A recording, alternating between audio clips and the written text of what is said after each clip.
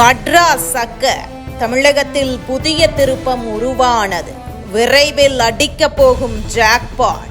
இதோ update. Sterlite ஆலை சம்பவம் தொடர்பாக சென்னை உயர்நீதிமன்றம் கொடுத்த உத்தரவுதான் தமிழகத்தில் மிகப்பெரிய மாற்றத்தை உண்டாக்கும் என கூறப்படுகிறது. நீதிமன்றம் சொன்ன உத்தரவுதான் தற்போது பேசுபொருளாக மாறியிருக்கிறது. தூத்துக்குடியில் பசுமை காப்பர் உற்பத்தி ஆலை அமைக்க அனுமதிக்க வேண்டும் என கோரி வேதாந்தா நிறுவனம் சென்னை உயர்நீதிமன்றத்தில் புதிய மனு ஒன்றை தாக்கல் செய்திருக்கிறது. அந்த மனுவில் பசுமை தாமிர உற்பத்தி ஆலை அமைக்க அனுமதி தர உத்தரவிட வேண்டும் என தெரிவித்திருந்தது. இந்த மனுவின் விசாரணை நேற்று முன்தினம் தலைமை நீதிபதி MM ஸ்ரீவஸ்தவா, நீதிபதி G அருள்முருகன் ஆகியோர் அடங்கிய அமர்வில் விசாரணைக்கு வந்தபோது பசுமை செம்பு திட்டம் தொடர்பாக உரிய அதிகாரிகளிடம் வேதாந்தா குழுமம் முறையான விண்ணப்பம் தாக்கல் செய்ய வேண்டும் என்றும் அதனை மாநில அரசு ஆய்வு செய்ய வேண்டும் என்றும் உத்தரவிட்டது. இதனையடுத்து தூத்துக்குடி பகுதியைச் சேர்ந்த வேளம்மாள் என்ற பெண்மணி தெரிவித்த வீடியோ ஒன்று வைரலாகி வருகிறது.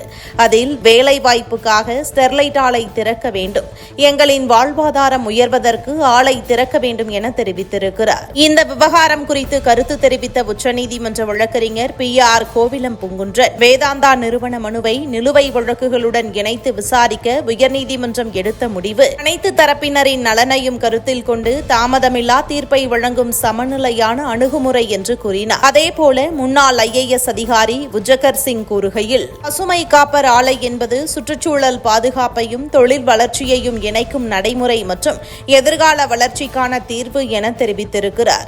இந்த தொழிற்சாலை அமைவதால் என்ன மாற்றம் ஏற்படும் என்ற பட்டியலும் கிடைத்திருக்கிறது. அதில் பசுமை காப்பர் நிறுவனம் தொடங்கப்படுவதால் மின்னணு கழிவுகள் குறையும், ஆபத்தான கழிவுகள் 45% வரை குறையும் என்று, காற்று மாசுபாட்டை கட்டுப்படுத்தும் வகையில் புகைச்சிம்னியின் உயரம் 60 மீட்டரிலிருந்து 68 மீட்டராக உயர்த்தப்படும். இதனால் அருகில் உள்ள பகுதிகளுக்கு எந்த பாதிப்பும் ஏற்படாது என்றும் கூறப்படுகிறது.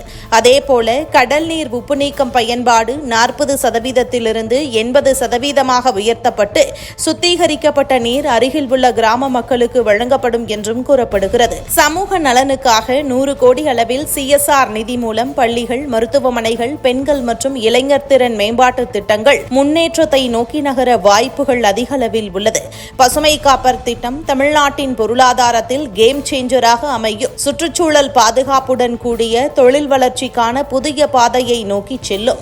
இந்த திட்டம் பெரிய அளவில் வேலைவாய்ப்புகளை உருவாக்குவதோடு காப்பர் இறக்குமதியை குறைத்து பசுமை தொழில்நுட்ப உற்பத்தியில் தமிழ்நாட்டை முன்னணி மாநிலமாக மாற்றும் திறன் கொண்டதாக பார்க்கப்படுகிறது. ஸ்டெர்லைட் விவகாரம் தொடர்பாக உயர்நீதிமன்றத்தில் விசாரணை தொடரும் நிலையில் பசுமை காப்பர் திட்டம் தமிழகத்தில் வளர்ச்சி, சுற்றுச்சூழல் பாதுகாப்பு மற்றும் தொழிலாளர்களின் எதிர்காலம் குறித்த விவாதம் தற்போது அதிகரித்துள்ளது.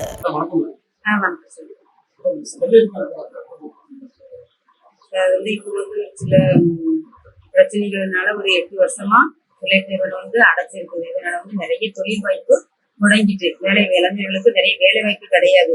தூத்துக்குடி மாவட்டத்தில் சுற்றுவட்ட கிராமங்கள்ல எல்லா இடங்களிலும் தொழில் வாய்ப்பு இல்லை. மக்கள் வேலை தேடி வெளியில தான் நிறைய வெளி இடங்களுக்கு போறாங்க. பொருளாதாரம் பின்தங்கிய நிலையில இருக்கு. திறக்கணும். இது மக்கள் வேலை வாய்ப்பு வேணும். தூத்துக்குடி மக்களுக்கு வேலை வாய்ப்பு வேணும். வேலைகள் இல்லை.